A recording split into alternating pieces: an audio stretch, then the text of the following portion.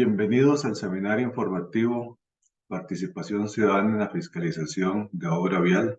Mi nombre es Carlos Campos. Voy a presentarles a ustedes el primer módulo de este seminario en donde vamos a desarrollar el tema Participación y Control Ciudadano en los proyectos de infraestructura vial.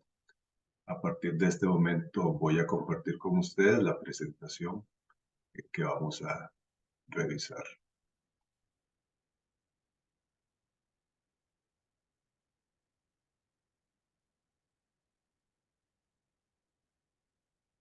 El objetivo de esta presentación es analizar la importancia de la infraestructura vial y de la participación y el control ciudadano en su construcción y conservación. Los temas que vamos a tratar son la importancia de la infraestructura vial. Vamos a hacer una rápida revisión del panorama actual de la infraestructura vial en el país. Vamos a analizar la importancia de la participación y el control ciudadano en la construcción y conservación de la infraestructura vial, qué comprende esa participación y ese control ciudadano. Y por último vamos a revisar el tema de integridad pública y rendición de cuentas.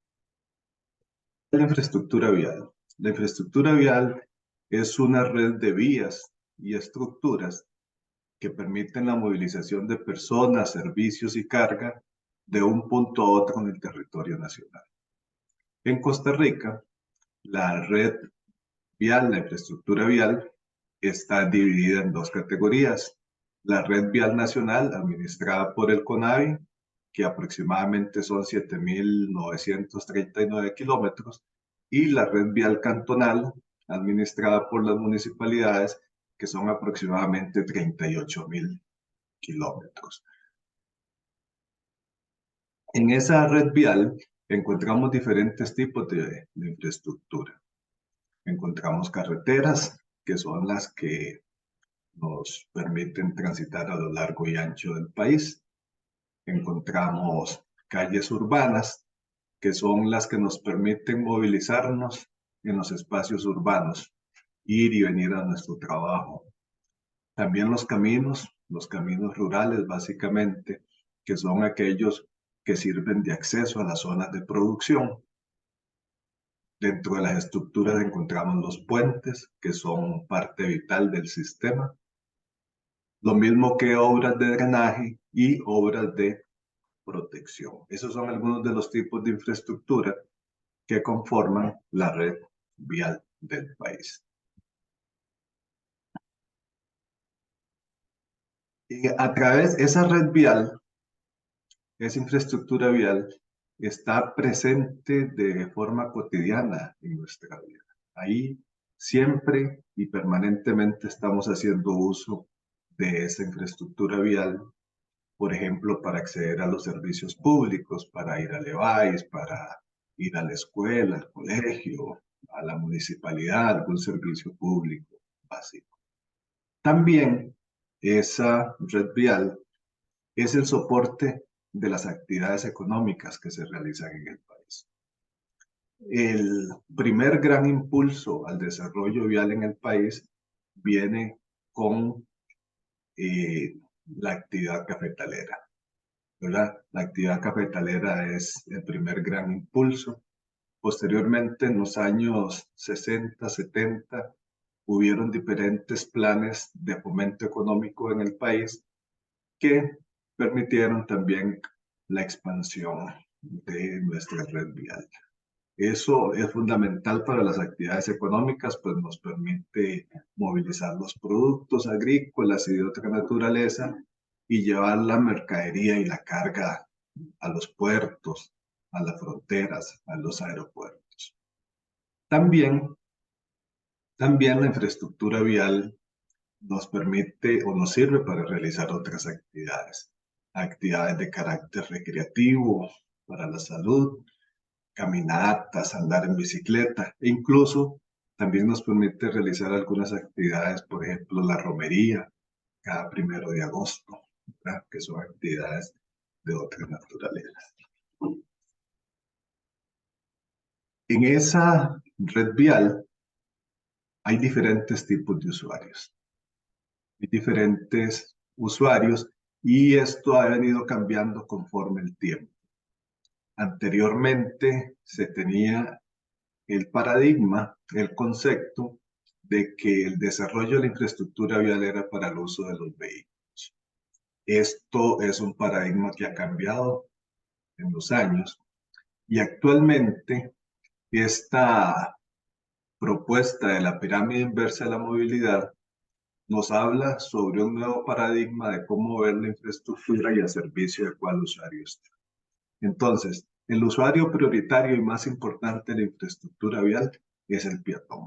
Es el usuario más vulnerable y es el usuario prioritario. En segundo lugar de prioridad están los ciclistas, posteriormente el transporte público, porque el transporte público es a través del cual se moviliza la mayor cantidad de personas en el país. Después está como usuario prioritario lo que tiene que ver con el transporte de carga y finalmente como usuario menos prioritario el del vehículo particular. Ese es el nuevo paradigma con respecto a los diferentes tipos de usuarios y su prioridad en el uso de la infraestructura, en el diseño y el uso de la infraestructura.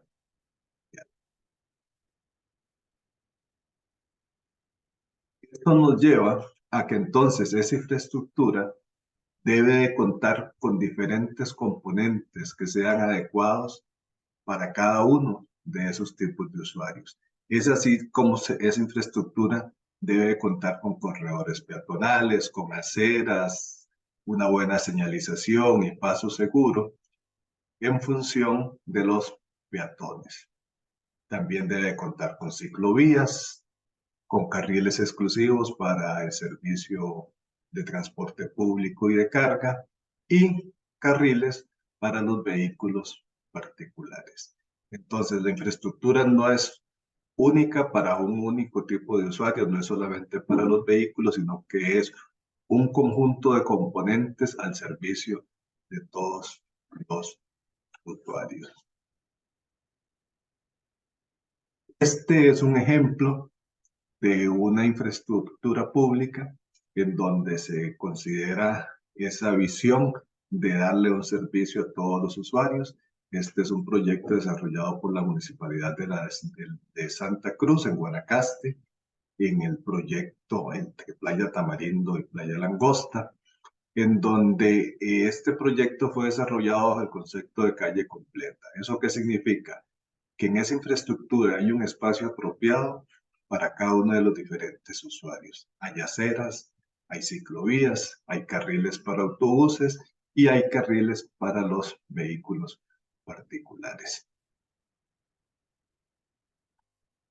La infraestructura, también esa infraestructura debe tener algunas características importantes. La primera característica es de lo que hemos estado hablando. La infraestructura debe de ser integral, debe de considerar la necesidad de todos los usuarios y debe brindar un espacio adecuado, idóneo a cada uno de los usuarios.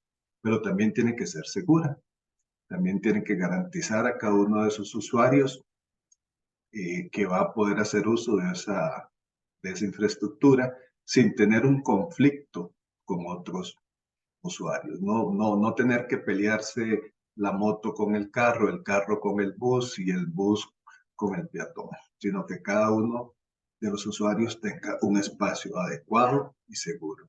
También la infraestructura tiene que tener una adecuada capacidad para permitir una movilización ágil y eficiente. Una infraestructura que no tiene capacidad no, no es adecuada para las necesidades del usuario. Esto lo sabemos, por ejemplo, con la congestión vial que hay en el país, ¿verdad? Y todos los costos y los prejuicios que tiene para los usuarios. También es importante que la infraestructura sea de buena calidad y que tenga un buen desempeño a lo largo de su vida útil y que sea sostenible. ¿Esto qué es? Que tanto durante su construcción como durante su operación tenga un bajo impacto ambiental. En resumen, podemos decir entonces que la infraestructura vial es fundamental en el bienestar y la calidad de vida de los ciudadanos. ¿Por qué? Porque permite integrar el territorio, permite una movilidad ágil y segura y el desarrollo de las actividades económicas y el desarrollo social, que es el que trae bienestar y calidad de vida a los ciudadanos. Es por eso que las políticas públicas orientadas a el desarrollo y la conservación de la infraestructura vial es uno de los elementos centrales de las políticas públicas de cualquier gobierno, sea un gobierno nacional o un gobierno local de las municipalidades, porque es muy difícil que haya un desarrollo de los ciudadanos, el bienestar de los ciudadanos y una buena calidad de vida si no se cuenta con una infraestructura adecuada. Sin embargo, lastimosamente, en el país, en este momento, no gozamos de una adecuada infraestructura, lo cual significa entonces que esto atenta contra el bienestar y la calidad de vida de los ciudadanos. En los años 50, 60, 70, 80 del siglo pasado, el país experimentó un fuerte desarrollo de su infraestructura y llegó a gozar de una muy buena infraestructura que le permitió al país desarrollarse en todo, a lo largo y ancho de todo su territorio. El panorama actual no es el mejor. Desde los años 90 hasta hoy, cuando ya prácticamente son casi 30, 40 años, el país ha entrado en una crisis en el tema de infraestructura vial, la cual todavía no ha podido superar. Y esto lo vemos todos los días en las noticias. Ahí ven ustedes esos recortes en donde, por ejemplo, el ministro de Obras Públicas y Transportes acepta que el estado de las carreteras nacionales es una bomba de tiempo. Y viene el invierno, viene lo peor. Y económicamente, pues también esto lleva a un grave impacto en la economía del país. Porque cada vez que nosotros dejamos de mantener las carreteras, lo que estamos haciendo es entrando en un círculo vicioso en donde si yo no mantengo, sino que tengo que reconstruir, pues reconstruir es mucho más caro que mantener. Y entonces eso no solo se deterioran las carreteras y se deteriora el patrimonio vial del país, sino que también es mucho más onerosa su posterior intervención. Y esta crisis pues sigue estando ahí, latente, pese a que en los últimos años el país ha gozado, digamos, si bien es cierto, han habido algunos hechos como la pandemia y la crisis fiscal, pero también lo cierto es que en el campo de la infraestructura vial del país ha gozado de una cartera de créditos que lamentablemente no ha sido bien ejecutada. Y entonces, pues también eso nos ha, esa deficiente gestión de los recursos también ha acentuado esta crisis. Entonces, ¿cuáles podríamos decir que son las causas de esta crisis? Podemos apuntar a 4 factores principalmente. Una débil gobernanza. Desde, desde su creación en el año 1998, el CONAVI ha sido frecuentemente cuestionada por su capacidad de gobernanza. Mucho se ha hablado de la pérdida de rectoría del Ministerio de Obras Públicas y Transportes. Prácticamente los últimos 4 administraciones de gobierno han presentado propuestas de reforma al Ministerio de Obras Públicas y Transportes y al CONAVI para justamente fortalecer esta gobernanza. Sin embargo, esas reformas no se han materializado. También hay una baja inversión de recursos. La situación fiscal del país no es la mejor. La infraestructura vial es costosa, es onerosa Y entonces en estos momentos de crisis fiscal, las inversiones caen sustancialmente y con ello, pues, viene el deterioro de la infraestructura. Aunado a una deficiente gestión de proyectos, ¿verdad? También como un elemento central. Y también la pérdida de confianza y credibilidad en el sector. Algunos acontecimientos, algunas circunstancias recientes han llevado a la pérdida de confianza y credibilidad en el sector. Entonces vean ustedes, estamos en una encrucijada como país. Somos conscientes de la gran importancia y la necesidad de la infraestructura vial como un elemento de bienestar y de calidad de vida que nos permita también una adecuada competitividad. Pero sin embargo estamos en una situación de crisis en donde lejos de brindarnos oportunidades, la infraestructura vial lo que nos brinda es obstáculos, barreras para el desarrollo y para la competitividad.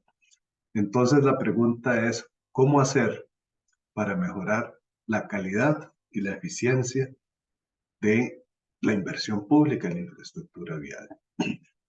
Y uno de los caminos para mejorar la eficiencia y la calidad de la inversión pública es mediante una activa participación y control ciudadano. ¿Y qué es participación y qué es control ciudadano? La participación ciudadana es cuando el ciudadano interviene en los asuntos del Estado, en el derecho que tiene el ciudadano de intervenir en, en las cosas del Estado. ¿Cuáles son las políticas públicas? ¿Cuáles son los recursos que se están invirtiendo? Velar por controlar qué es lo que se está haciendo con los recursos públicos. Y el control ciudadano específicamente es aquel que ejerce un ciudadano, un grupo de ciudadanos, para velar, por ejemplo, sobre la calidad de los servicios públicos y el manejo de la cosa pública, el manejo de la cosa y de los recursos públicos. En el país existen varias experiencias de participación y control ciudadano en el desarrollo de obra vial.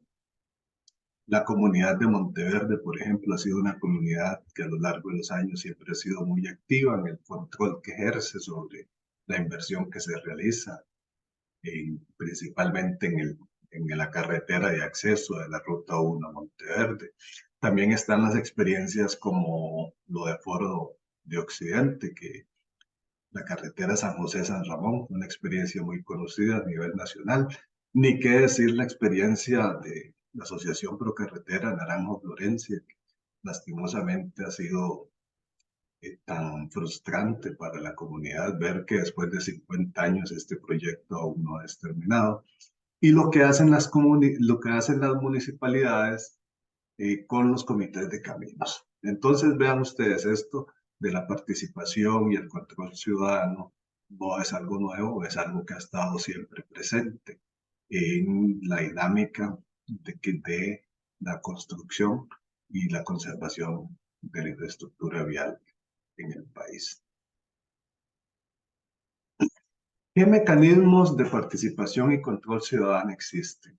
Hay varios mecanismos de participación y control ciudadano, varios mecanismos a través de los cuales los ciudadanos pueden tener una activa participación, tales como las audiencias y las consultas públicas, los presupuestos participativos, las veedurías ciudadanas, que es cuando el ciudadano se organiza y ejerce su derecho de control y fiscalización sobre un proyecto. También las actividades de rendición de cuentas que hacen las instituciones por su propia iniciativa o cuando son exigidas por los ciudadanos que se hagan esas actividades de rendición de cuentas. Y también la denuncia ciudadana, ¿verdad? Como un mecanismo para ejercer ese derecho. Ahora bien, ¿qué comprende la participación y el control ciudadano? Según la Carta Iberoamericana de participación ciudadana en la gestión pública, la participación va desde el inicio hasta la operación de un proyecto. Esto es decir, desde el momento en que surge la necesidad y la idea de un proyecto acá hasta que este proyecto es concretado y inicia su proceso de operación.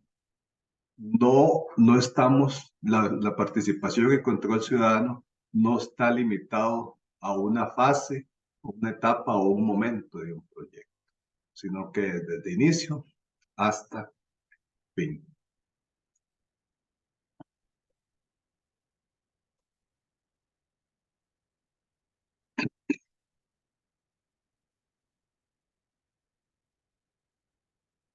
Un proyecto tiene un ciclo de vida.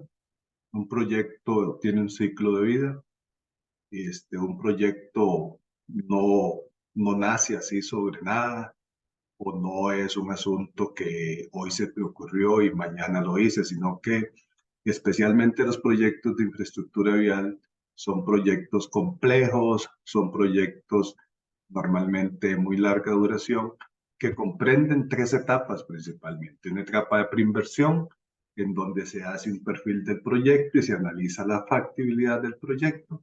Una etapa de inversión, que es cuando el proyecto es diseñado, se busca el financiamiento, se hace la licitación y se hace la ejecución de ese proyecto. Y la etapa de operación, que es cuando ese proyecto ya entra en operación, esa vía entra en operación y debe de recibir mantenimiento. Entonces, tenemos que saber nosotros claramente identificar en qué momento se encuentra el proyecto. Muchas veces, cuando ya el proyecto está en ejecución, ya tal vez es un poco tarde para poner atención sobre algunos elementos que debieron de haber sido corregidos tal vez durante la etapa de diseño o inicialmente. Hay proyectos que cuando están ya en su etapa de ejecución, no tienen aceptación social. ¿Por qué? Porque no fueron conocidos, no fueron analizados durante su etapa de preinversión. Entonces debemos de tener claridad en qué momento estamos del proyecto y poder conocer el proyecto en todo su ciclo de vida. Los proyectos, un proyecto de infraestructura vial, tiene que satisfacer cuatro aspectos fundamentales. Tiene que satisfacer el aspecto técnico. ¿Esto qué es? Que sea un proyecto apropiadamente desde la perspectiva técnica, que sea un proyecto apropiado, que sea lo que, lo que corresponde técnicamente. Económicamente debe ser un proyecto rentable. ¿Esto qué es? Un proyecto cuyos beneficios económicos, sociales, sean mayores que sus costos. Ambientalmente debe ser un proyecto viable. Todo proyecto va a tener un impacto ambiental. La viabilidad pasa por la posibilidad de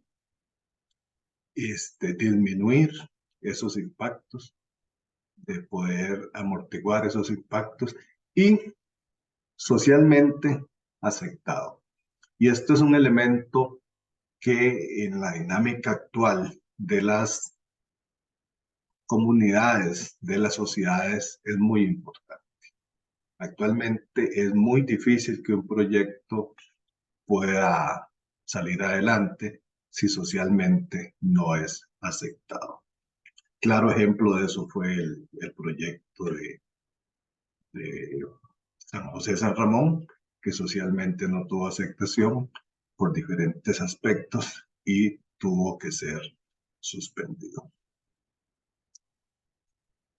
En este proceso de participación y control ciudadano, entonces viene la pregunta, ¿cómo podemos hacer cómo podemos las comunidades hacer ese control ciudadano? Bueno, la idea es que este seminario, al final de este seminario, ustedes puedan desarrollar una serie de criterios y herramientas que les permitan poderse guiar en esa actividad de control social.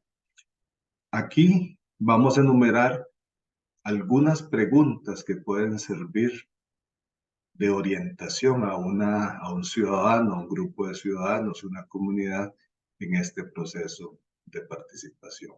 Preguntas como, por ejemplo, ¿el proyecto responde a la necesidad, al interés público? ¿Estamos plenamente seguros que está prevaleciendo el interés público en este proyecto? Esto por cuanto, en algunos casos, los proyectos también pueden obedecer a algunos intereses particulares. ¿El proyecto cuenta con aceptación social? Esa es otra pregunta que nos debemos hacer. O sea, como comunidad, como sociedad, ¿aceptamos el proyecto en la manera en que está siendo planteada? ¿Es un proyecto que satisface nuestras necesidades, nuestras expectativas? ¿Es factible ejecutar de forma ágil y eficiente la alternativa propuesta? ¿Qué riesgos existen? Porque muchas veces los proyectos o las alternativas para los proyectos son planteadas sin que haya un estudio, un análisis debido de riesgos, lo que hace que en algunas ocasiones los proyectos no se logren concretar. También es importante preguntarse si los ciudadanos han tenido participación en la fase de diseño del proyecto. Este es un elemento fundamental. Es un elemento fundamental porque esta es la etapa en donde estamos diseñando el proyecto y es la etapa en donde garantizamos que el proyecto satisfaga las necesidades y la expectativa de todos los usuarios. Y entonces, es en esta etapa en donde los usuarios deben plasmar sus necesidades, sus expectativas para que sean recogidas por los técnicos y queden incorporadas en el proyecto.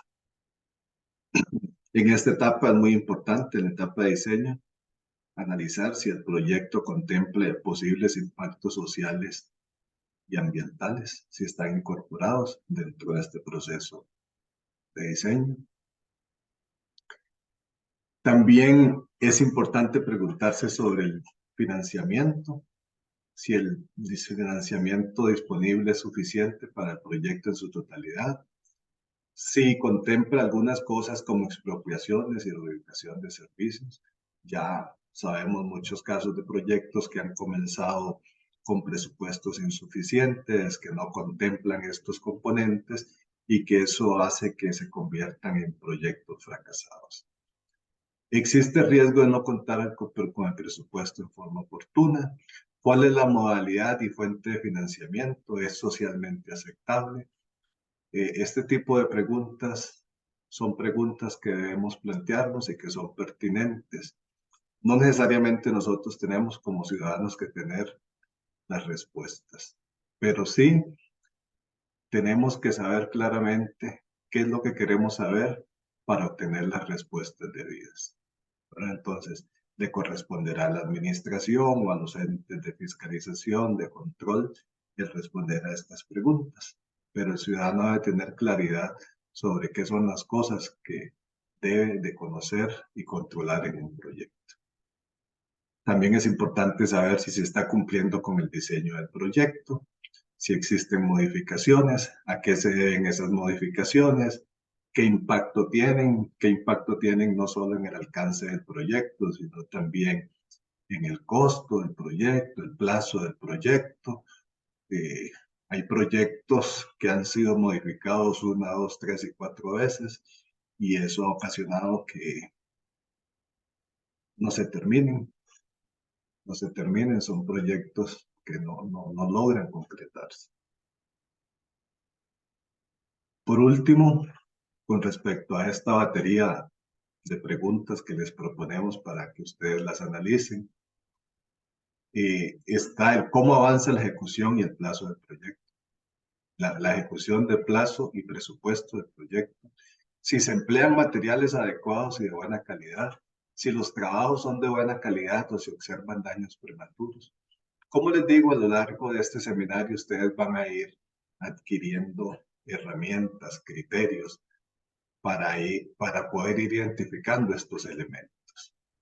También tenemos que cuestionarnos si la infraestructura existente es adecuada y segura para todos los usuarios y si los trabajos de conservación realizados son adecuados y de buena calidad. Entonces, vean ustedes que tenemos que prepararnos como ciudadanos para poder realizar una labor de participación y control ciudadano efectiva a lo largo de todo el proyecto, desde su inicio hasta su puesta en operación, pasando por su diseño, por su financiamiento, por su licitación y por la ejecución o construcción del proyecto.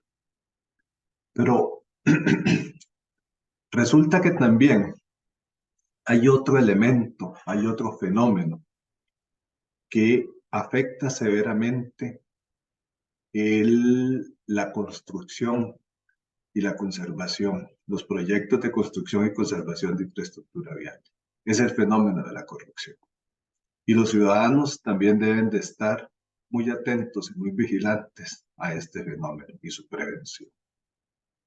Es un fenómeno y un problema de alcance mundial, no es un asunto nacional. Vean ustedes aquí estas dos noticias. Las Naciones Unidas dice que el 25% del gasto público mundial se pierde en corrupción. O sea, que de cada 10 millones que se invierten, 2.5 millones se pierden en corrupción del gasto público mundial. Y específicamente en el tema de infraestructura, la Corporación Andina de Fomento, en un estudio realizado, estima que al 2030 se van a perder 6 billones de dólares en el tema de corrupción. Entonces, aquí tenemos una amenaza latente, muy importante, sobre la calidad y la eficiencia de la inversión pública en el tema de la inversión en infraestructura vial. ¿Cómo podemos hacer para prevenir la corrupción? ¿Cómo pueden los ciudadanos ayudar a hacer frente a este fenómeno? Hay dos elementos centrales para eso, que son la integridad pública y la rendición de cuentas. El ciudadano debe de velar porque los proyectos, porque los funcionarios públicos y privados relacionados con los proyectos garanticen la integridad pública, la ética, la honradez, la transparencia, la lealtad, confianza, la prevalecencia del interés público y exigir una adecuada rendición de cuentas. Estos son dos mecanismos esenciales que los ciudadanos tienen para ayudar a prevenir este flagelo de la corrupción.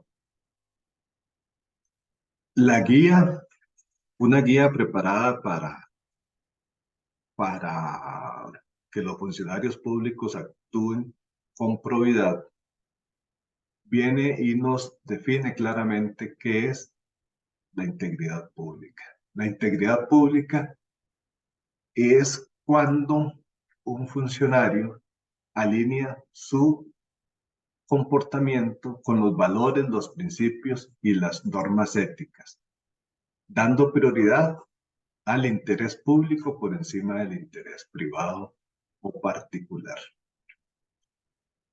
Y eso es lo que el deber de probidad que está incorporado en nuestra legislación, en la ley, dice que el deber de probidad obliga y orienta al servidor público para que en el ejercicio de sus funciones dirija, administre y gestione los asuntos conforme al interés público. Entonces, ¿qué es la integridad pública? Es actuar bajo los principios de la ética, de la norma, de los valores y garantizar el interés público por encima del interés privado o particular. Es administrar los recursos públicos con apego a la legalidad, a la eficacia, a la economía y la eficiencia. Es rendir cuentas adecuadamente, es rechazar las dádivas, los obsequios, eh, y es orientar su actividad administrativa a satisfacer el interés.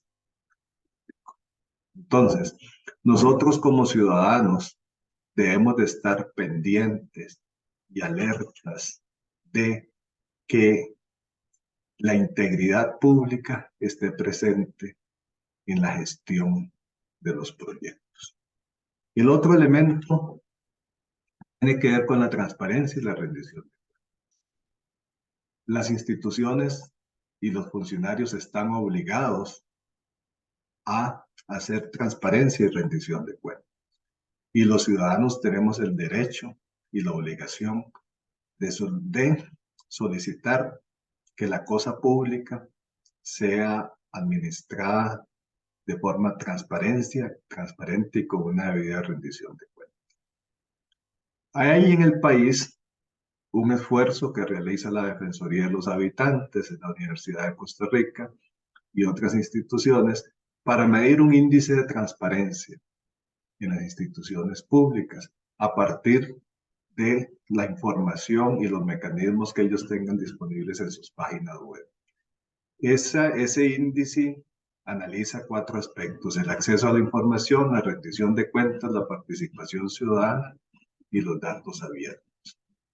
Eso que ven ustedes en ese cuadro es la calificación obtenida por el CONAVI en el año 2021 con respecto a este índice.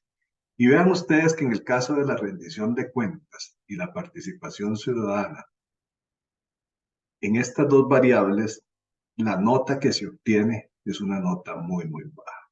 Un 38,55 sobre 100 en el caso de rendición de cuentas y un 38,12 sobre 100 en relación al tema de participación ciudadana, estando muy bien en lo que se refiere a datos abiertos, con un 93,35, y también bastante bien en lo que es el acceso a la información. Este dato que nos dice, este dato lo que nos dice es que el CONAVI debe mejorar sustancialmente en lo que refiere a la rendición de cuentas y a los procesos y a los mecanismos de incorporar la participación ciudadana en su gestión. Bueno, para terminar, vamos a hacer un resumen de los 4 elementos centrales que hemos querido desarrollar en esta presentación. El primero tiene que ver con que una infraestructura vial de buena calidad es fundamental para el desarrollo socioeconómico de las comunidades y generar bienestar y calidad de vida a las personas. Segundo elemento importante que queremos destacar es la participación y el control ciudadano como elementos fundamentales para garantizar la calidad y la eficiencia de la inversión pública en la infraestructura vial. En este sentido, los ciudadanos tenemos un rol muy, muy importante, muy significativo. Para ello, tenemos que hacer una labor de control a lo largo de toda la vida útil, a lo largo de todo el ciclo de vida del proyecto. Desde su idea, desde su planificación, hasta su conservación. Y como ciudadanos nos tenemos que preparar para eso. Por eso es que es importante su participación en este seminario. Y finalmente, hacer ver la gran importancia que tiene la participación y el control ciudadano como un mecanismo de prevención de la corrupción, promoviendo y exigiendo la integridad pública y la rendición de cuentas. Ese es el desarrollo de este primer módulo. Les dejamos esta frase, esta pregunta para su reflexión. ¿Cómo puedo ejercer mi derecho de participación y control ciudadano en la construcción y conservación de la infraestructura vial? Y muchas gracias por su interés y les insto a que puedan desarrollar todo el, todo el seminario en todo su contenido, lo cual les va a ser de gran utilidad. Muchas gracias y estamos a sus órdenes.